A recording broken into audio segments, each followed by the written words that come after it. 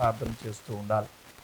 ఈరోజు మీకు నేను చెప్పబోయేది ఏంటంటే, మన యొక్క జీవన విధానంలో మన ప్రార్థనా జీవితం ఎలా ఉందో, ఏ విధంగా ఉందో అన్నది నేను మీకు చెప్తాను.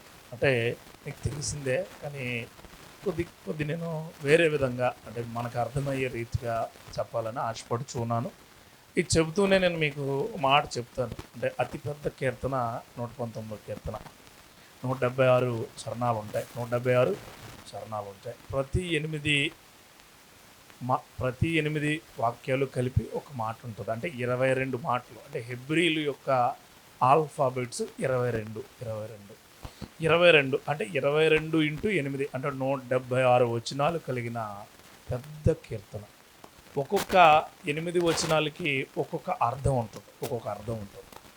మొదట అలెఫ్ అని, తోఫ్ అని అట్లా ఒక్కొక్క అర్థాలు వచ్చి చెప్పబడే కీర్తన. నేను ఒక ఐదవ అక్షరమాలకి వెళ్తాను. 5వ అక్షరమాలని ఉంటుంది. 5వ అక్షరమాల అంటే 35 నుంచి 40 వరకు, 35 నుంచి 40 వరకు నేను ఒక 3 వచనాలు చూస్తాను. అంటే 35కి ముందు 3 వచనాలు, 2 వచనాలు నేను మీతో మాట్లాడాలని ఆశపడుతున్నాను. అంటే 33, 34, 35 మ్యాక్సిమం అవి మాట్లాడుతాను. హే అంటే ఆ యొక్క మాటలకు అర్థం ఏంటంటే, దేవుడి యొక్క పదాలకు, దేవుడి యొక్క మాటకు చాలా గొప్ప విలువ ఉంది అని అర్థం. హే అనేది ఈ యొక్క హెబ్రూ అక్షరమాల. మనం బైబిల్ని చదవడమే కాదు, కానీ బైబిల్ని అర్థం చేసుకుంటూ చదివితే చాలా మాటలు మనకు బాధపడుతూ ఉంటాయి. చెప్తున్నాను, చాలా మాటలు. ఈ 139 కీర్తన అంతా కూడా దేనికి సంబంధించిందో తెలుసా? దేవుడి మీద భక్తికి, దేవుడితో మాట్లాడే ప్రార్థనకి సంబంధించింది. హల్లెలూయా. అందుకే అంత గొప్ప వ్యాస్ట్గా ఉంటాయి అర్థాలు కూడా. నేను మీకు ఈ 3 మాటలు 33, 34, 35లో చెబుతూ ఉన్నప్పుడు మన జీవన విధానంలో మనం ఎలా బ్రతకాలి, మనం ఎలా దేవుడి వైపు తిరగాలి, ఏ విధమైన క్రియల్లో మీ యొక్క జీవితాన్ని కట్టుకోవాలి అన్న దేవుడు చూపిస్తూ ఆయన 33వ వచనంలో అంటాడు.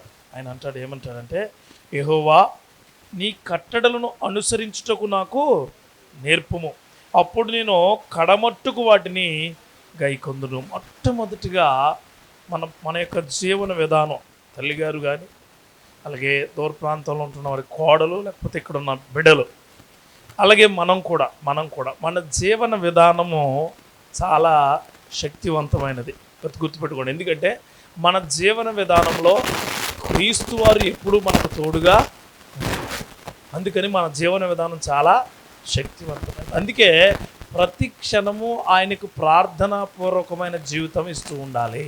ప్రతి క్షణము ఎలా బ్రతకాలి, ఎలా ఉండాలి, ఎలా జీవించాలి అని మనం దేవుణ్ణి అడుగుతూనే ఈయన అంటాడు.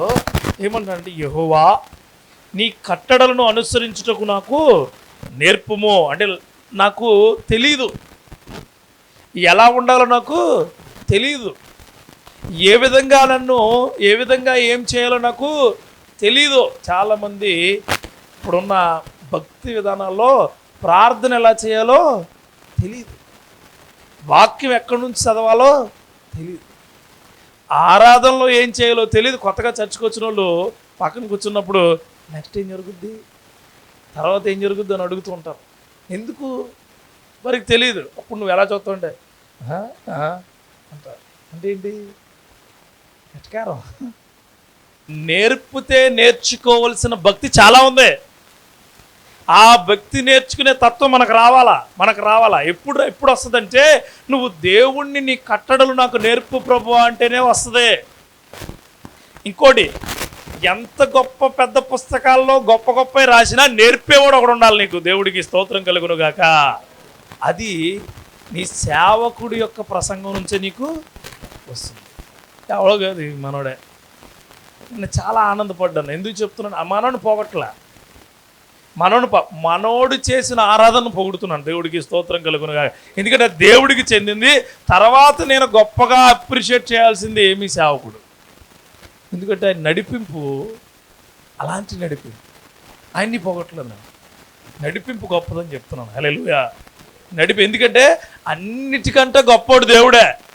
అన్నిటికంటే గొప్పోడు నేర్పించేవాడు, నేర్చుకునేలా చూసేవాడు, బోధించేవాడు, బోధనిచ్చేవాడు, ఆ బోధనికి ఏ విధంగా అప్లై అవుతుందో చెప్పేవాడు కూడా దేవుడే. ఇంకెవరో లేరు లేరు. నేను ఈ మాటలో మీకు చెప్పడానికి గొప్ప కారణం ఏంటంటే, ముందు దేవుణ్ణి నాకు మార్గము బోధించు అని అడగాల. మనం ఏమని అడగాల? మార్గము. ప్రార్థన రాకపోతే బోధించని అడగాల, వాక్యం రాకపోతే బోధించని అడగాల. మాకు ఏమీ రాదు ఏమీ రాదు ఏమీ రాదంటే నీకు ఎప్పటికీ ఏమీ రాదు, ఎప్పటికీ రాదు. ఎప్పటికీ నా జీవితం ఎలా ఉండిపోయింది అలాగే ఉంటుంది. నువ్వు వినాలని. అందుకే అంటావు, ఎక్కడ వేసిన గొంగలి అక్కడ ఎందుకు నువ్వు తీసే వరకు అక్కడే ఉంటుంది. అందుకే మనం దేవుణ్ణే డైరెక్ట్గా అడగాల. ఏమని? నీ కట్టడలు నాకు నేర్పు నేర్పు. మనము దేవుణ్ణి అడిగితే నువ్వు ఎలా బ్రతకాలి, నీ జీవితం ఎలా ఉండాలి, నువ్వు ఏ విధంగా బ్రతికితే ఆ వెళ్ళిపోయింది కాదు రాబోయేది నీకు గొప్పగా ఇస్తాను అని చెప్తాడు దేవుడు. రాబోయేది గొప్పగా ఉంటుంది. వెళ్ళిపోయింది నీకేమి ఇవ్వడైనా. వెళ్ళిపోయింది తప్పిపోయింది ఏది రాదు నీకో. రాబోయేది మాత్రం గొప్పగా ఉంటుంది. తప్పిపోయిన చిన్న కుమారుని వెతికి తేలా, వచ్చినప్పుడు హక్ చేసుకున్నాడు. దేవుడికి స్తోత్ర. గుర్తుపెట్టుకోండి, ఎవరో రమ్మని అడగలేదా, ఆయన అడిగిరా. తప్పిపోయిన కుమారుడు మీ నాన్న దగ్గరికి వెళ్ళరని ఎవడని అన్నాడా? అనలేదు. ఆడే మళ్ళీ వచ్చాడు. మళ్ళీ వస్తే దేవుడు శ్రేష్టంగా చూపెట్టాడు. అందుకే చెప్తున్నాను మీ అందరికీ, నాకు మార్గాలు బోధించు అంటున్నాడు. కింద అంటాడు ఆయన, అప్పుడు నేను కడమట్టుకు వాటిని చివరి వరకు, నా లాస్ట్ బ్రీత్. చాలామంది అంటారు చచ్చిపోయే వరకు నువ్వు నాకు చాలా ఇష్టం అంటారు. అంటే ఏంటి? ఇష్టం అనేది బోధించబడింది, చివరి వరకు ఆ ఇష్టం అలాగే నిలిచిపోతుంది. దేవుడి క్రియల్లో, దేవుడి ఆలోచనల్లో, దేవుడి ప్రార్థనా విధానాల్లో ఒకటే మనం అడగాలి, నువ్వు నాకు బోధించు ప్రభువా, నేను దాని నుంచి చివరి వరకు కూడా తప్పిపోను. ప్రార్థనా జీవితం అంటేనే ఎప్పటికప్పుడు నేర్చుకునేదండి. కొట్టే తెచ్చే పెట్టే కాదు. గుర్తుపెట్టుకోండి, ప్రార్థనా జీవితం కొత్తగానే ఉండాలి. ఎప్పుడు కొత్తగానే.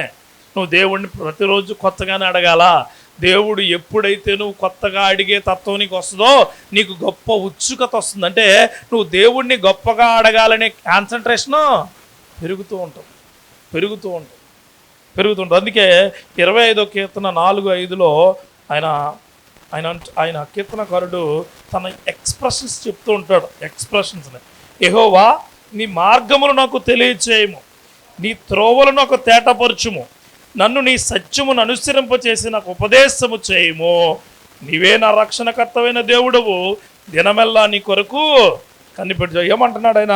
నీ మార్గాలు నాకు తెలియచేయి. తెలియని వారికి తెలియచెప్పడమే నీ విధి. హల్లెలూయా. సంఘాలకు అందరూ ఎందుకు వస్తారో తెలుసా? ఎందుకు వచ్చి వాక్యాలు అంటారో తెలుసు? తెలియదు ఎవరికే. ఆ తెలియంది చెప్పడానికే పాస్టర్ గారు నిలబెట్టు. ఆ తెలియంది చెప్పడానికే నీకు వాక్యం అనే గొప్ప ఆయుధాన్ని ప్రతి వారమో లేకపోతే ప్రతి మీటింగ్కి నీకు ఇస్తున్నాను. నేను ఎందుకు చెప్తున్నాను?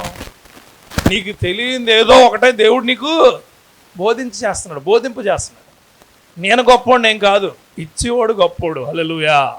అందుకే మన జీవితాల్లో ప్రతిసారి ఆయన మార్గము బోధించు అని ప్రార్థన చేయాలి. ఎలా అంటే చెప్తాను ఎగ్జాంపుల్గా, అయ్యా ఏమీ నాకు మైండ్కి తట్టడం లేదు, ఎలా బ్రతకాలో తెలియడం లేదు, నా పరిస్థితులన్నీ కనుమరుగైపోయినాయి, చుట్టూ చీకడైపోయింది అని బెంబేలు ఎత్తిపోయి కూర్చోకుండా ఆయన్ని అడగాలి. పైన ఒక ఆయన ఉంటాడు, ఆయన్ని అడగాల. ఏమని? మేడ పైన కాదు, బాగా పైన అడిగితే, ప్రభువా ఎలా బ్రతకాలో చెప్పబోయా, చుట్టూ చీకటి, ఏం చేయాలో తెలియడం లేదు. ఒకవేళ నేను లైట్ వేసుకున్నా లైట్ని కూడా కమ్మేసేంత చీకటి నన్ను కమ్మేసి ఉన్నదే. నాకు త్రోవలకు వెలుగు కలగజేయవాడవు నీవే. ఎందుకో తెలుసా? నీవు నా దేవుడవై ఉన్నావు, అని నువ్వు దేవుణ్ణి స్పష్టంగా అడిగితే ఇక్కడ అంటాడు ఏమని చూడండి, నీవే నా రక్షణకర్తమైన దేవుడవు, దినమల్లా నీ కొరకు నేను ఎందుకు కనిపెడుతున్నాడట? ఆయన నిరుపుతాడని. దేవుడి కొరకు కనిపెట్టే వారిగా నువ్వు ఉంటే నేర్చుకునేవాడిగా కూడా ఉంటావు. హల్లెలూయా. చాలామంది నేర్చుకోరు, కనిపెట్టి వదిలేస్తారు. నేర్చుకునే తత్వం ఉండాలి.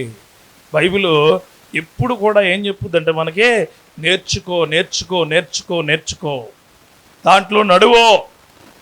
యేసుక్రీస్తు వారు పేతురుని అంటాడు, నీకు విషయం తెలుసా, చేపలు కాదు మనుషులు పట్టేవాడిగా నేర్పుతాను నేను. దేవుడికి స్తోత్రం. అంటాడు, నేను నేర్పుతాను, నేను మనుషులు పట్టేవాడిగా నిన్ను తయారు చేస్తాను. I made you, I make you, నేను తయారు చేస్తానని చెప్తాడు ఆయన. ఈ అక్షరమాలలో నాకు నచ్చింది ఈ ఒక 5, 6, 7 అక్షరమాలు చాలా బాగుంటాయి ఈ యొక్క కీర్తనలో. చాలా పెద్ద కీర్తన.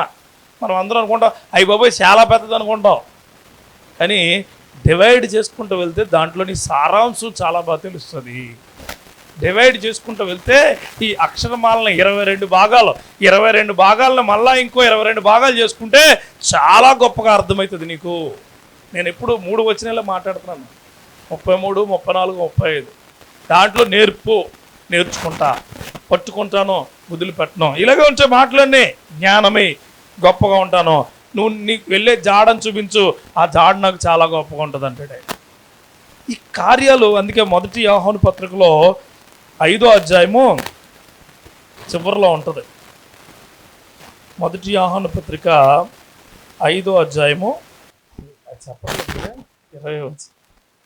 20 వచనం చదువు చిన్నపిల్లలు. మనము సత్యవంతుడైన వానిని ఎరగవలనని దేవుని కుమారుడు వచ్చి మనకు ఏమిస్తారట? వివేకం అంటే ఏంటి? వివేకం అంటే ఏంటి? అదేదో సినిమా అనమాకండి. వివేకం అంటే ఎప్పుడు ఏ పని ఎలా చేయాలో తెలిసి ఉండడం. దేవుడికి స్తోత్రం కలుగునుగాక. ఆకలిస్తే నిద్రపోవడం కాదు వివేకం, ఆకలిస్తే అన్నం తినడం. దాహం వేస్తే నీళ్లు పట్టుకొచ్చి మేము తీసుకోవడం కాదు, నోట్లోంచి తాగడం వివేకం. అంటే వాక్యం నీకు తెలియడం కాదు, నీకు తెలిసిన వాక్యం నీకు అనుగుణమైన క్రియల్లో మార్చుకోవడం వివేకం. దేవుడికి స్తోత్రం. యేసయ్య మరలా వచ్చే వరకు ఆ వాక్యమే నీకు దేవుడై ఉన్నాడు, ఆ వాక్య ప్రకారమే నువ్వు నడుచుకో. బోధించే విధానం అంటే అదే. చూడండి కింద ఇంకో మాట చూడండి, చదవమ్మా. వివేకం అనుగ్రహించండి ఎరుగుదుము, మనము దేవుని కుమారుడైన యేసుక్రీస్తునందున్న వారమై సత్యవంతుని యందున్నాము, అయితే నిజమైన దేవుడు నిత్య జీవమునై ఉన్నాడు. అంటే బోధించే క్రియ నిత్య జీవం అయిపోయి నడిపిస్తుంది మనం. దేవుడికి స్తోత్రం. బోధించే క్రియ. అందుకే ప్రతి కార్యాన్ని చాలా జాగ్రత్తగా క్షుణ్ణంగా చూడాలి మనం. క్షుణ్ణంగా మన జీవితాల్లో, మన ప్రార్థనా జీవితాన్ని చాలా జాగ్రత్తగా ప్రభువుని అడగాలి, ఎవరిని అడగవసరం లే. చర్చిలో కానీ చూడండి, చర్చిలో కానీ మీటింగ్స్లో కానీ నేర్చుకున్నదే గోరంతే. నీకు నువ్వు బలపడిది మాత్రం కొండంత ఉండాలి. దేవుడికి స్తోత్రం కలుగును గాక. అది డాక్టర్ గారిని కలిసింది 10 నిమిషాలే, ట్యాబ్లెట్లు వాడిది చాలా రోజులు ఉంటాయి. చూడండి, కావాలని చూసుకోండి. ఆపరేషన్ నీకు 1 గంట 2 గంటలో చేస్తారు ఆపరేషన్, కానీ ఐసీయూలో 3 రోజులు ఉంచుతారు. 3 రోజులు. బయట వార్డులో ఇంకో 3 రోజులు ఉంచుతారు. ఇంటి దగ్గర బెడ్ మీద 1 నెల ఉంచుతారు. ప్రతిరోజు డాక్టర్ గారు నీతో ఉండరు, కానీ డాక్టర్ గారు చెప్పే మాటలు మాత్రం నీ దగ్గర ఖచ్చితంగా ఉండాలి. అదే చెప్తున్నాను. యేసుక్రీస్తు వారు మరలా వచ్చే వరకు నీతో నిత్య జీవం అనే మాట ఉంటుంది, అది నువ్వు నేర్చుకోవాలి. ఆ మాట ప్రకారమే నువ్వు నడవాలి. ఆ మాటలోనే నీ జీవితం గొప్పగా ఉండాలి. అందుకే ప్రతి క్షణం బాధ వచ్చినా, కష్టం వచ్చినా, కన్నీరు వచ్చినా నువ్వు నేర్పవయా అని అడిగే ఒకే ఒక వ్యక్తి యేసుక్రీస్తు.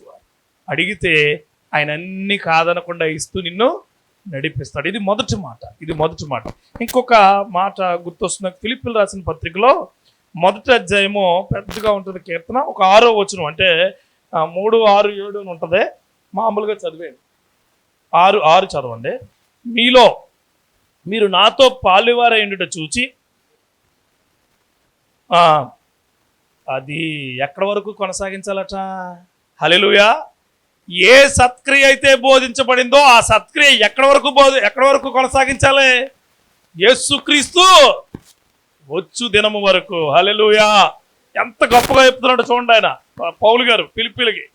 ఇదే పత్రికలో అంటాడు, మీరు ఎవడైనా వింటాడో నాకు అనవసరం, నేనైతే క్రీస్తు కోసమే బతుకుతాను, లేకపోతే చచ్చిపోతాను అంటాడు. 21 వచనంలో ఉంటాడు.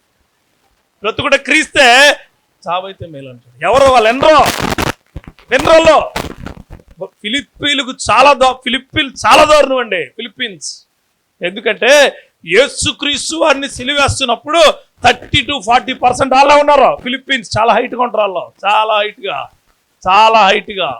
ఈ రోమన్స్ ఈ ఫిలిప్పీన్లు ఎందుకు పెట్టుకునేవారంటే, ఫిలిప్పీన్ వేరే ఊరు, ఆ ఫిలిప్పీ దేశం, ఆ వేరే ఊరు నుంచి వాళ్ళు తెచ్చుకుని హైట్గా ఉంటారని చెప్పి బాడీ గార్డుల కింద పెట్టుకుని యుద్ధానికి వాడుకునేవారు వాళ్ళు. ఈ పౌలు గారేమో అంత హైట్ ఉండేవాడు కాదు, ఈ పౌలు గారేమో వాళ్ళతో సరితూగేవాడు కాదు. నువ్వు నాకు చెప్పడం ఏంట్రా, నువ్వెందుకు చెప్తున్నావు నాకు అనే మనస్తత్వం కలిగిన ప్రజలకు ఈయన చెబుతున్నాడు. ఏ సత్క్రియ అయితే ఉందో ఆ సత్క్రియను కొనసాగించి ఎవరు వచ్చే వరకు, క్రీస్తు దినము వచ్చే వరకు అంటూ మళ్ళీ ఇంకో మాట అంటాడు చూడండి. యేసుక్రీస్తు ఆరంభించిన వాడు యేసుక్రీస్తు దినం వరకు దాన్ని కొనసాగించి రూఢిగణము కనుక మీ అందరి నిమిత్తం నేను చేయు ప్రతి ప్రార్థన ఎల్లప్పుడూ సంతోషంతో ప్రార్థన చేయొచ్చు. నేను మిమ్మల్ని జ్ఞాపకం చేసుకున్నప్పుడల్లా నా దేవునికి కృతజ్ఞతాస్తుతులు. వింటే వినండి, లేకపోతే మానేయండి. నేనైతే రూఢిగా నమ్ముతున్నాను ఆయన వచ్చే వరకు మీరు వింటారని. రెండో మాట, మీరు అవి పాటించాలని చెప్పి నేను దేవుడికి కృతజ్ఞతాస్తుతులు తెలుసు. విపత్కరమైన పరిస్థితుల్లో పౌలు గారు ఆ నిర్ణయ క్రియలు చెప్తున్నాడు. వాళ్ళు వినరు. అందుకే ఈ పత్రిక అంతా కూడా చాలా గొప్పగా ఉంటుంది. మీరు వినకపోతే పోతారో, మీరు వింటే బ్రతుకుతారని ఉంటుంది. ఎల్లప్పుడూ ప్రభువునందే బ్రతకండి అని ఉంటుంది. అంత గొప్పగా రాశారు ఇవన్నీ కూడా. అందుకే బాధ వచ్చినప్పుడు నేర్చుకోవడానికి మనం ముందుకు రావాలి. బాధలైనా కష్టాలైనా నేర్చుకోవడం అంటే మళ్ళీ మీరు ట్రైనింగ్కి వెళ్ళారంటారు. ట్రైనింగ్ కాదు. బైబిల్ క్రియల్లో బోధ నేర్చుకుని మనల్ని ఎక్కడ ప్రిపేర్ అయ్యాలి, మోకాళ్ళతో ప్రిపేర్ అవ్వమంటున్నాడో, మనసుతో ప్రిపేర్ అవ్వమంటున్నాడో, హృదయంతో ప్రిపేర్ అవ్వమంటున్నాడో, నేను వచ్చే వరకు అది గట్టిగా పట్టుకుని ఉండండి, నేను నీకు గొప్ప విజయాన్ని ఇస్తానంటున్నాడు. హల్లెలూయా. అందుకే ఏది కావాలన్నా, ఏది అవసరం అనుకున్నా ఆయన్నే పట్టుకుని ఉండాలి. దేవుడికి స్తోత్రం. అది మొట్టమొదటిగా నాకు మార్గము బోధించు కీర్తనగాడు. రెండోది అంటాడు, రెండో మాట చూడండి, 34వ మాట. నీ ధర్మశాస్త్రం అనుసరించుటకు నాకు బుద్ధి జాయిచేయము. చాలా ఆగండి ఒకసారి. అంటే బుద్ధి అంటే ఏంటి?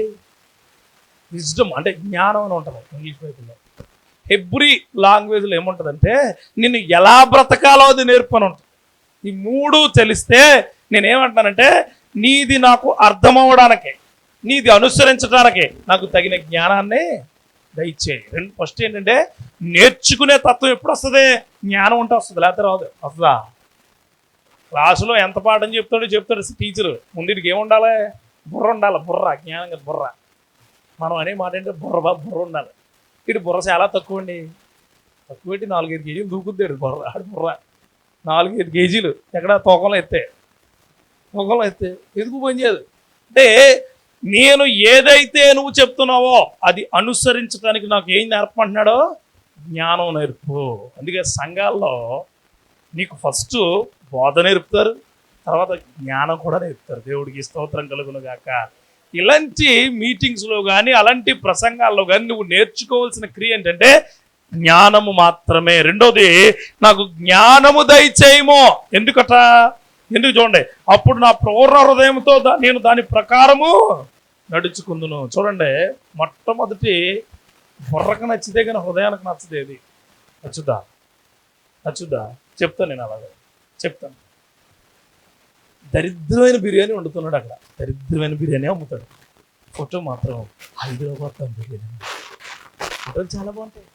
పక్కన కోకోకోలా బాటిల్ వేస్తాడు, మంచి గిన్నె ఎడతాడు, ప్లేట్ ఎడతాడు, అన్నీ బాగుంటాయి. నువ్వు అది చూసి ఇది కొనేస్తావు.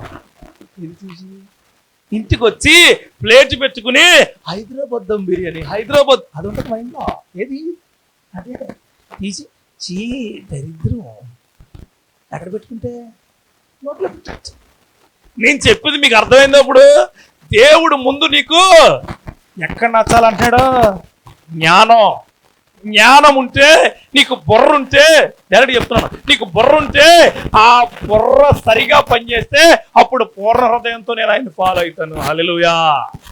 బుర్ర ఇమ్మని అడగాలి ముందు దేవుడు. బుర్ర అంటే జ్ఞానం ఈ ప్రభువా. చూడండి, మనుషులైనా సరే ఇక్కడ నచ్చరు, ఇక్కడ నచ్చుతారు ముందు. ఎక్కడ? ఇక్కడ ఇక్కడ ఇక్కడ నచ్చితే ఇక్కడ ఇక్కడ అన్ని పనులు చేసి పెడతారు. మనిషి ఇక్కడ నచ్చితే బిర్యానీ వండి పెడతారు, చికెన్ వండి పెడతారు, గుడ్లే. ఇక్కడ నచ్చకపోతే చారు, చారు అంతే, చాలు చాలు, పప్పుచారట, పప్పుచారే. అందుకే అంటున్నాడు చూడండి, ఆయన భలే ఉంటది. నీ ధర్మశాస్త్రం అనుసరించడం నాకు బుద్ధి. మొట్టమొదటిగానండి జ్ఞానం ఇచ్చినప్పుడు మాత్రమే నీకు అన్ని కూడా అనుసరించాలని ఉంటుంది హృదయంలో. చెప్తున్నాను చూడండి, ఏ వ్యక్తి అయినా అందంగా కనిపిస్తేనే ఇక్కడికి వెళ్తారు, లేకపోతే ఇక్కడికి వెళ్ళరు. అందం అంటే మళ్ళీ మీరు శరీర సౌందర్యం అనుకుంటారు. మాటలో కానీ, ప్రవర్తనలో కానీ, ఆలోచనలో కానీ, క్రియల్లో కానీ. అర్థమైందా? దేవుడు కూడా నీకు ముందు నీ జ్ఞానానికి గొప్పగా ఉంటేనే ఆయన మాటలు నువ్వు అనుసరిస్తావు. అందుకే మత్తయి సువార్త 7వ అధ్యాయంలో 24వ వచనంలో ఒక చిన్న మాట ఉంటుంది. కాబట్టి ఈ నా మాటలు విని వాటి చెప్పిన చేయు ప్రతివాడును. అది మీరు ఎక్కడ కొట్టుకుంటారట? బుద్ధి ఉన్నవాడు ఎక్కడ కొట్టుకుంటాడు ఇల్లు? బుద్ధి లేనోడు ఎస్యానం బీచ్లో కొట్టుకుంటాడు. అంటే రోజు మళ్ళాడేం ఆ లాజిక్ ఏం చెప్తారంటే చల్లగా గాలేస్తుంది, రోజు సముద్రాన్ని చూడొచ్చు, సునామీని డైరెక్ట్గా చూసేస్తాడు. తుఫాన్ వచ్చినప్పుడు ఏమైద్ది? అది నువ్వు భోజనం చేయడానికి వెళ్తావు, భోజనం చేయడానికి ఆడు ఉండడు, నువ్వు పట్టుకెళ్తావు క్యారేజ్. అందుకే దేవుడు అంటాడు, బండ మీద ఇల్లు కట్టుకునే వారిని పోలి.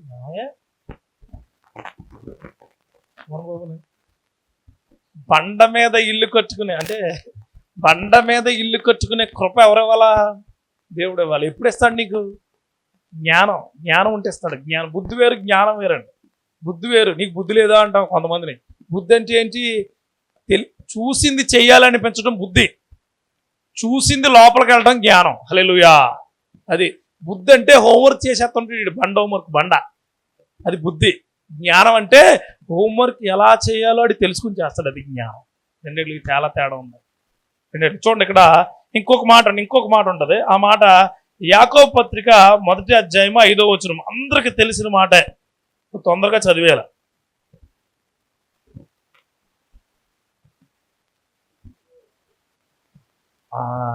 మీలో ఎవరికైనా జ్ఞానము కొదువుగా ఉన్న ఎడల అందరూ యూట్యూబ్లోకి వెళ్ళండి, అప్పుడు దొరుకుతుంది.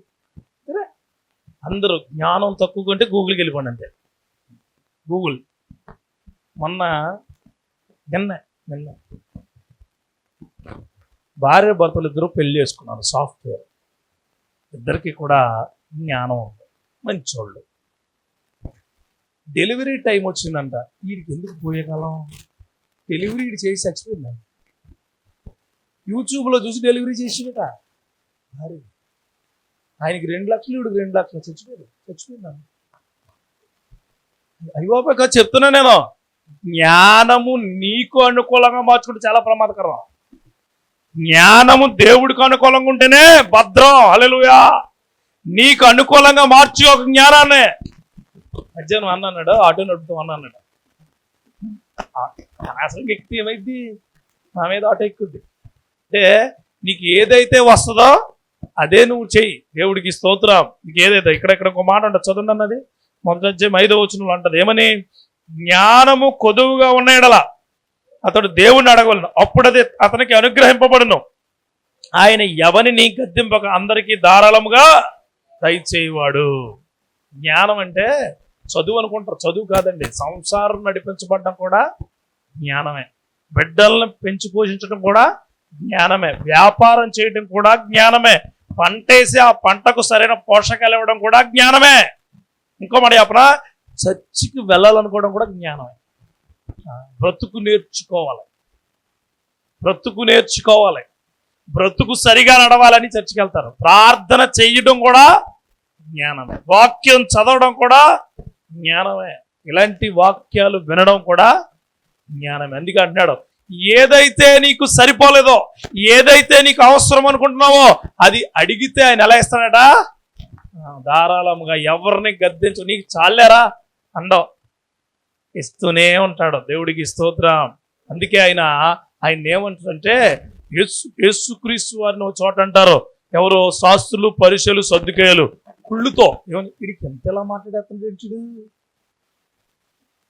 అంటూ అంటాడు, విశ్రాంతి దినముని చేయటం నీకు తెలుసా అని అడుగుతారు. అలా అదేమంటాడు తెలుసా? అదేమంటాడు, విశ్రాంతి దినం ఏం చేయాలో మీకు తెలుసేమో, ఎలా చేయాలో నాకు తెలుసు. దేవుడికి స్తోత్రం కలుగును గాక. అందుకే జ్ఞాన సమృద్ధి అన్నది నీ జీవితానికి చాలా ముఖ్యం. అందుకే యోబు గ్రంథంలో యోబు గారు మాట అంటారు. యోబు గ్రంథంలో యోబు 28వ అధ్యాయము 28వ వచనం, గుర్తుంచుకోవాల్సిన వచనం అది. 28 చాలా గొప్పగా ఉండదు. యెహోవా యందు భయభక్తులే జ్ఞానమనియు. హల్లెలూయా. దేవుడి ఎడల నువ్వు భయంతో ఉండవే జ్ఞానం. ఎలాగో చెప్తాను. సీరియల్ చూస్తారు మీరు, అంటే మీరు చూడరనుకోండి, మామూలుగా చెప్తాను చూసి వాళ్ళ కోసం. మీరు చాలా మంచోళ్ళు, all you people are very good. అసలు సీరియల్ చూడకి అదే చూసేవారి సీరియల్ వస్తుంది. ఎవరిదే? చూసేవారిది. మీకు వచ్చింది, రిమోట్ పెట్టుకున్నారు, ఆన్ చేసేటప్పుడు దేవుడు కూడా చూస్తాడు. నేను అసలు భయం వేస్తుంది. సీరియల్కి నీకు జరిగే యుద్ధంలో దేవుడు తీర్పు వచ్చి నువ్వు చచ్చిపోతావరా, పాపం వైపు వెళ్తున్నావు అన్నప్పుడు దేవుడి క్రియలు గెలుపొందించటమే నిజమైన జ్ఞానం. అప్పుడు నీ రిమోట్ వాల్యూమ్ మీదకి వెళ్దాం, పవర్ బటన్ మీదకి వెళ్ళి మీకు కాదు, మళ్ళీ చెప్తున్నాను, మీకు కాదు, ఎవరైతే చూస్తున్నారో వాళ్ళకే. మీరు మంచోళ్ళు, all you people are very good. అంటే సీరియల్ అని పెట్టాను, చాలా ఉంటాయి దీంట్లో, చాలా ఉంటాయి. మందు తాగేవాడు కదా, మందు ఎదర పెట్టుకుని అప్పటి వరకు అలవాటు ఉంది, తాగేద్దాం అని చూస్తూ ఇది తాగితే పోతాం అని వదిలేసి వస్తాడు కదా, వాడు గొప్పోడు. దేవుడికి స్తోత్రం కలుగును గాక. చేసే తప్పు, నువ్వు చేసే పాపం, నువ్వు చేసే పనికిమాలిన పనిలో నీ వల్ల దేవుడు కూడా భాగస్థుడైపోతున్నాడు. ఏమన్నాడు తెలుసైనా? నువ్వు చేసే పాపాలకు నేను అనుభవిస్తున్నాను శిక్ష. నువ్వు ఏ పాపం చేస్తున్నా, నీ పాపం చేస్తున్నప్పుడు నీ పక్కన ఎవరుంటారో రాత్రి చెప్పాను, నీ తోడుగా ఉండే క్రీస్తు ఉంటాడు. ఆయన నువ్వెక్కడికి వెళ్ళినా నేను చూస్తూనే ఉంటాడో, నీకు బాధ వస్తే ఓదారుస్తాడు, నీకు భయం వేస్తే ధైర్యాన్ని ఇస్తాడో, నువ్వు ఇబ్బందుల్లో ఉంటే కాపాడతాడో, నువ్వు పాపంలో ఉంటే ఏడుస్తాడు. పక్కనే ఉండట. అందుకే అంటాడు ఎవరో స్వార్థలో, పరిశుద్ధాత్మను దుఃఖపరచాడు. పరిశుద్ధాత్మ నీ పక్కనే ఉంటాడు, నువ్వు దుఃఖపరచండి అంటే దుఃఖపరచొద్దు అంటాడు. ఎలాగంటే స్కూల్ ఫీజు బాగా కట్టావు, మంచి యూనిఫామ్ కొన్నావు, అన్ని పెడుతున్నావు, పొద్దుట సాయంత్రం స్నాక్స్ పెడుతున్నావు, మంచి క్యారేజ్ పెడుతున్నావు, అన్ని పెడుతున్నావు, ట్యూషన్ మంచి డబ్బులు ఇస్తున్నావు, వ్యానకు డబ్బులు ఇస్తున్నావు, అన్ని ఇస్తున్నావు. అత్యవసర మార్కులతో నీ పిల్లలోడు పాస్ అయితే నీకు ఉంటుంది మంట, నీకుంటది బాధ, నువ్వు ఏడుస్తూ ఉంటావు కదా.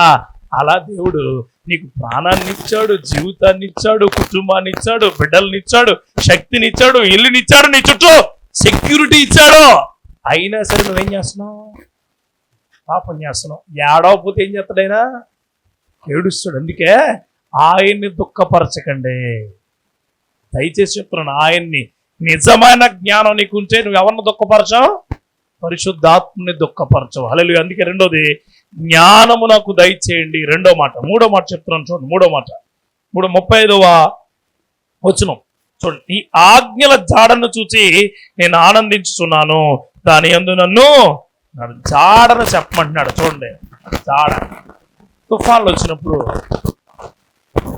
వేటకి వెళ్తారు, ఎవరు? మత్స్యకారు. టీవీలో చెప్తారు, 4 మత్స్యకారులు, 4 గల్లంతు, వారి జాడ కోసం. జాడ అంటే సముద్రం మీద వెతకడానికే పెద్ద బౌండరీస్ ఏముండవు.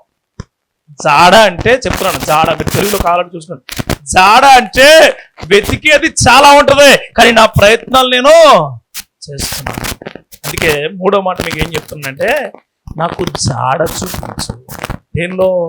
నీ యొక్క అద్భుతమైన కృపలో. దేవుడికి స్తోత్రం కలుగును గాక. అద్భుతమైన కృపలో జాడ చూపించు అంటే ఏంటి? నీ కృప చాలా ఉత్తమమైనది. అది చెప్పేవాడు ఎవడో లేడు, దాన్ని పరుచుకునేవాడు ఎవడో కూడా లేడు. అందుకే మనం అడగాల.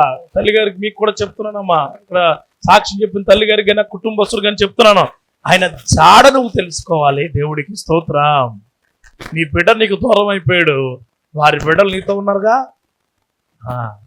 వాళ్ళు ఎదిగే జాడ కావాలని దేవుడిని అడగాల. హల్లెలూయా. వాళ్ళ జ్ఞానం ఇమ్మని దేవుడిని అడగాల. వాళ్ళు దేవుడి త్రోవను తప్పిపోకుండా నడపాల్సిన బాధ్యత ఖచ్చితంగా ఎవరిదే? ఎవరైతే ఉన్నారో వారిదే. ఖచ్చితంగా చెప్తాను నేను. మీరు ఏమనుకున్నా ఏదనుకున్నా పర్లా, దేవుడి మాటల్లో దేవుడి క్రియల్లో పిల్లలను నడవాల్సిన త్రోవలో నడపాల్సిన బాధ్యత ఎవరిదన్నాడు? దేవుడు తల్లిదండ్రులదే. ఇప్పుడు ఇక్కడ చూడండి, నీ ఆజ్ఞల జాడ అంటే ఏంటి? ఆల్రెడీ ఇచ్చేసాడు. నువ్వు ఎక్కడికి నడవాలి, ఎలా ఉండాలి, ఎలా బ్రతకాలి, ఎలా జీవించాలి, ఏ విధమైన క్రియల్లో నువ్వు వెళ్ళాలని చెప్పి ఎవరిచ్చారు నీకు? దేవుడు ఇచ్చేసాడు జాడలో. అంటే ఏంటి? 30 నాటికల్ మైళ్ళ దూరంలో తప్పిపోయారు. అలాగే వెళ్తారు. రాజశేఖర రెడ్డి గారు చచ్చిపోయేటప్పుడు ఇన్ని నాటికల్ మైళ్ళ దూరంలో హెలికాప్టర్ పడిపోయిందంటే కరెక్ట్గా మల్ల పావురాలు కొట్టగా వెళ్ళారు వాళ్ళు. ఎందుకు వెళ్ళారు? అది కూడా ఒక గొప్ప ఈ భారతదేశంలోనే అత్యంత స్పుత్నిక్ నుంచి తయారు చేసిన ఒక గొప్ప బోయింగ్ అన్నది వచ్చి కనిపెట్టింది ఆయన చచ్చిపోయిన విధానం. అంటే ఆయన జాడ కనుక్కున్నారు. ఎవరు జాడ? అందుకే నీ హృదయాంతరంగంలో ఉన్న జాడ ఎవడో కనుక్కోలేడు, దేవుడు తప్ప. దేవుడికి స్తోత్రం. అందుకే నీవే దేవుడి యొక్క జాడను కనుక్కోవాలి. అందుకే నీ ఆజ్ఞల జాడ మాకు, నేను ఆనందిస్తాను, నేను సంతోషిస్తాను. నీ సంతోషం ఎక్కడుందో నాకు తెలుసు అన్నాడు దేవుడు. నీకు ఎక్కడ అభివృద్ధి అవ్వాలో తెలుసు అన్నాడు. నీ ఆనందాలు ఏంటో నాకు తెలుసు అన్నాడు. నీ క్రియలేంటో నాకు తెలుసు అన్నాడు. అందుకే నువ్వు ఆయన్ని అడగాల. ఏమనంటే నీ జాడ నాకు తెలియచేయ్యా, నేను దాంట్లో ఆనందిస్తూ ఉంటాను, నేను దాంట్లో గొప్పగా ఉంటానంటూ కింద అంటాడు. ఏమంటాడు అంటే, దాని యందు నన్ను నడవ చేయమంటే నీకు నడకొచ్చు, కానీ ఆయన చేయి పట్టుకుని చిన్నపిల్లడు ఇంట్లో ఇష్టానుసారంగా చిరిగేస్తారు. రోడ్డు మీదకి వస్తే కుక్క ఉంటుంది, ఇల్లు ఉంటుంది, తర్వాత వాహనాలు వస్తాయి. ఏం చేస్తాడు? వెంటనే వచ్చి ఎవరు చేయి పట్టుకుంటాడో? నీ చెయ్యి కరెక్ట్గా నడిపితే నీ చేయి పట్టుకుంటాడు. నువ్వు కరెక్ట్గా నడిపించలేదు అనుకో, వేరే కూడా చేయి పట్టుకోవాలి. నడిపించాలి మనం బిడ్డలను చాలా జాగ్రత్తగా. అందుకే ఎహెజ్కేలు గ్రంథంలో 36వ అధ్యాయము, ఎహెజ్కేల్లో 36వ అధ్యాయంలో ఒక చిన్న మాట చూపించి ఇంకో మాట చెప్పి నేను ముగిస్తాను. 36వ అధ్యాయము 26 వచనం చదవండి. కొత్త కోసం చెప్తాడు. ఎస్, చదవండి.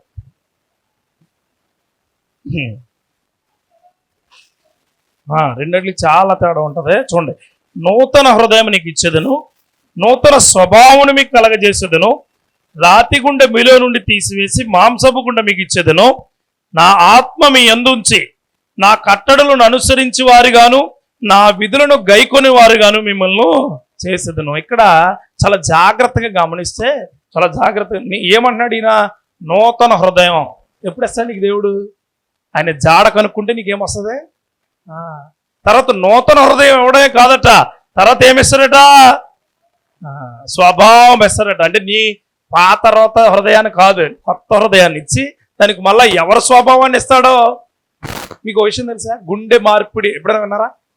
గుండె మార్పిడి అంటే ఒకరి గుండె పాడైపోయింది అనుకోండి, ఆ గుండెను బైపాస్ సర్జరీ చేసినప్పుడు ఏం చేస్తారో తెలుసా? గుండెకు మెషిన్ ఉంటుంది.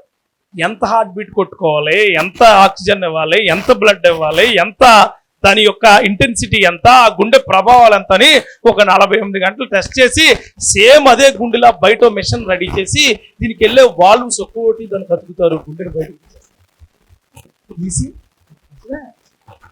నేను చూసాను ఆపరేషన్ తీసి ఆ గుండెకు సంబంధించిన దాంట్లో ఉన్న వాల్వులు అన్ని క్లీన్ చేసి మరల పెట్టారు. ఇదే కాదు, గుండె పాడైపోయింది.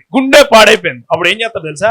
ఈ గుండెని తీసి పక్కన పెట్టేసి బ్రెయిన్ డెడ్ అయిన వాళ్ళు ఉంటారు, అంటే బ్రెయిన్ పాడైపోయిన వాళ్ళు ఎందుకు పని చేయకుండా అలా కొన్ని మంది అలా కోమాలో ఉంటారు. వారు గుండె వీళ్ళకి దానం చేసినప్పుడు చెన్నై నుంచో లేకపోతే బెంగళూరు నుంచో హైదరాబాద్ కానీ లేకపోతే వైజాగ్ కానీ తేవాలంటే గ్రీన్ ఛానల్ ఏర్పాటు చేస్తారు. అంటే ఏంటి? హెలికాప్టర్లో కానీ లేకపోతే స్పెషల్ ఫ్లైట్లో కానీ తీసుకొచ్చి మళ్ళీ ఫ్లైట్ దగ్గర నుంచి హాస్పిటల్కి ఏ ట్రాఫిక్ లేకుండా క్లియర్ చేసి అది పట్టుకొచ్చి గుండెనిస్తారు. అప్పుడు వరకు కూడా గుండె కొట్టుకుంటూనే ఉంటుంది. ఎలా కొట్టుకుంటా తెలుసా గుండె? ఈ గుండె అంటే ఇక్కడ అమర్చాల్సిన గుండెకి ఏ మిషన్ అయితే పెట్టారో దానికి కూడా ఆటోమేటిక్ మిషన్ ఒకటి సెట్ చేస్తారు. ఏ సేమ్ మెజర్మెంట్స్తో ఈ గుండెను పట్టుకొచ్చి మరలా ఈ గుండె కత్తికి 3 గంటలు 4 గంటలు పడుతుంది ఆపరేషన్కి. పెట్టాక అప్పుడు ఊపిరి పీల్చుకుంటారు. మనిషి అతనే, రక్తం అతనిదే, అతని బీట్స్ అతనయ్యే, కానీ గుండె చప్పుడు అతనిదే, స్వభావం మాత్రం వేరే. అందుకే ఈరోజు చెప్తున్నాను, మన గుండె మనదే. ఈ గుండెలో పాత రోత విలువ కలిగిన నీ యొక్క దరిద్రమైన క్రియలు తీసివేసి నీ యొక్క గుండె నాకివ్వయ్యా ఇస్తే దీని స్వభావమే మారిపోతుంది. నూతన పరచు ప్రభువా. బట్టలు వేసుకుంటే నూతన పరచడం దేవుడు గుర్తుట్టున్నాడు. సెంటు కొట్టుకుంటే నూతన పరచడం, కొత్తగా బట్టలు కొత్త చెప్పులు వేసుకుంటే నూతన పరచడం, నువ్వు గొప్పగా మంచి బ్రష్తో శుభ్రంగా పళ్ళన్నీ తోగుతే నూతన పరచడం.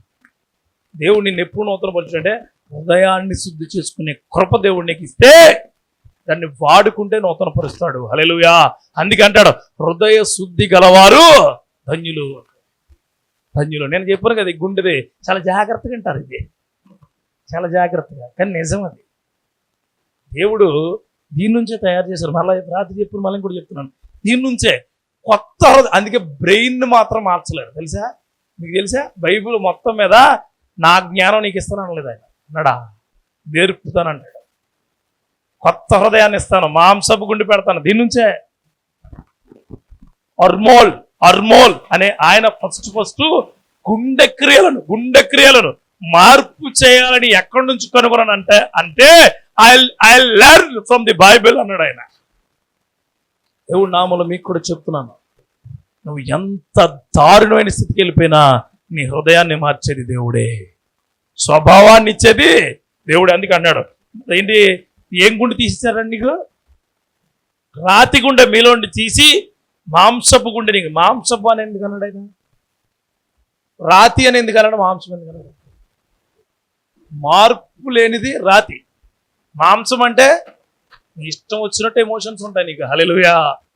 నాది నాకు చూసా ఊచ చేయగలవాడు అని ఉంటాడు తెలుసు నీకు. ఊచ చేయండి ఏంటి? చెయ్యి ఇక్కడికి పోతే ఓ చెయ్యి పెడతారు. అతనికి సెకండ్ ఇచ్చిన పెద్ద ఫీలింగ్స్ ఏమి ఉండవు. చెయ్యిస్తాడు మామూలు, కానీ ఫీలింగ్స్ ఉంటాయా? మీరు ఎవరికి ఇవ్వలేదు ఏమి ఎప్పుడు అనుకుంటారు, ఎవరైనా ఉంటే బాగుంటుంది. ఊచ చేయండి ఏంటి? మామూలుగా ప్లాస్టిక్ పట్టడం అది. సో దేవుడు నీ గుండె అంటే అపవాదికి బానిస అయిపోయిన నీ గుండెని తీసేసి దేవుడు లాంటి స్వభావం కలిగిన గుండెని నీకు ఇస్తూ ఉన్నాడు. అదే ఆదామవ్వకు తయారు చేశాడు. దేవుడికి స్తోత్రాలు. అదే గుండె నీకు ఇచ్చాడు. ఆ గుండె మోసం చేసింది, ఈ గుండె ఇప్పుడు మరలా ఆయన్ని మోసం చేస్తాడు. అందుకే అంటాడు ఆయన, నీకు ఇది ఇచ్చి ఏం చేస్తున్నాడు చూడండి, నా కట్టడలను అనుసరించు వారుగాను నా విధులను గైకొనేవారుగాను మిమ్మల్ని చేస్తుంది. ఎలాగట? ఆయన ఆత్మ ఎవరి మీద ఉంచుతాడట? నీ మీద. అందుకే ఏడవకండి, ఏమైనా ఆ దేవుడు ఉంటాడు, ఎప్పుడు ఉంటాడు. మా దేవుడు నీ తోడుగా ఉంటాడు, నీతోనే ఉంటాడు, నేను నడిపిస్తాడు, గొప్ప చేస్తాడు. నీ శక్తివంతమైన క్రియలన్నీ నడిపించడానికి ఆయన గొప్ప ఆజ్యుడు. దేవుళ్ళలో చాలా గొప్పగా ఉండాల్సిన విషయం ఏంటంటే ఆయన దగ్గర ఏడవాలి, అందరి ముందు దగ్గర ఏడవద్దు అంటాడు ఆయన. తెలుసా? ఏడిస్తే గీడిస్తే నా దగ్గరే, కారం చేస్తే నా దగ్గరే చేయి, అందరి దగ్గర చేయి. నేను నిన్ను నిలబెడతాను, గొప్ప చేస్తాను, శక్తివంతంగా ఇస్తాను, నిన్ను నడిపిస్తాను. నిన్ను నడిపించినట్టు ఇంకెవరిని నడిపించలేను అంటాడు. నేను చెప్పిన కదా ఇందుకు ఇంకో మాట చెప్పి నేను ముగిస్తాను. హెబ్రీయులకు రాసిన పత్రిక 13వ అధ్యాయము 31వ వచనం. ప్రభువును నిత్యమైన నిబంధన సంబంధముకు రక్తము బట్టి మృతులలో నుండి లేపిన సమాధానకర్త అయిన దేవుడు యేసుక్రీస్తు ద్వారా తమ దృష్టికి అనుకూలమైన దానిలో మనలో జరిగించుచు. ఇప్పుడు అందరూ చదవండి, అక్కడి నుంచి చదవండి. మిమ్మును సిద్ధపరచునుగాక. చివరిలో అంటాడు, యేసు క్రీస్తుకు యుగ యుగములు మహిమ కలుగునుగాక. అది చివరిగా చెప్పాడు. నీకు అనుకూలంగా ఏముండాలో అన్నీ ఆయన చేస్తున్నాడు. హల్లెలూయా. ఎలాగుంటేని ఆయన బోధ నేర్చుకుంటే, ఆయన జ్ఞానాన్ని తీసుకుని, ఆయన జాడ కనుక్కుంటే. హల్లెలూయా. 3 గుర్తుపెట్టుకోండి మీ జీవితంలో. చాలా శక్తివంతమైన క్రియలు, చాలా శక్తి ఉంది. ఇవన్నీ కూడా నీ ప్రార్థన జీవితంలో ఉండాలి.